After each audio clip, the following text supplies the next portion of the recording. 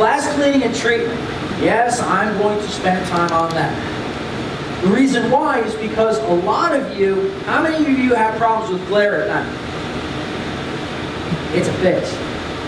But here's something that you will not hear about otherwise. Have you ever thought about putting cleanser on your glass? Bonami. It has been around for decades. This stuff worked into a paste form on the glass. Doesn't matter what glass it is. Put a little bit on the glass, put a little bit of water in there, work it into a paste form. Work it through the glass in a circular motion. That will take a lot of the haze out of your glass and also excess contaminant. Once you're done with the process, you go in, rinse it down with a lot of water, get it down, get it washed away, and then sometimes some people like to use a foaming glass cleaner.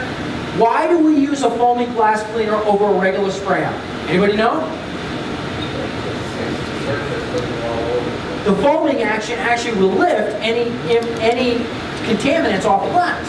That's what the foaming action does. You want it to lift any type of contaminants off glass.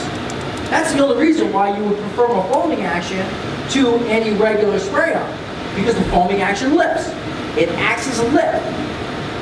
Now, we talk about glass treatment, and the reason why I talk about it is, look, let's face it.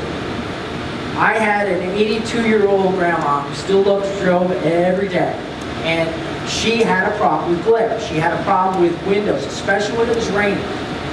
So, everybody's heard of Rain-X, right? It's a very, very diluted product. It's a product that doesn't really last very long at all.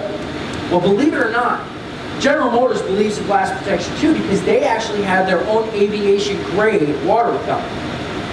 Now this stuff is a little bit stronger than Rain-X. It's extremely concentrated in its own applicator thing.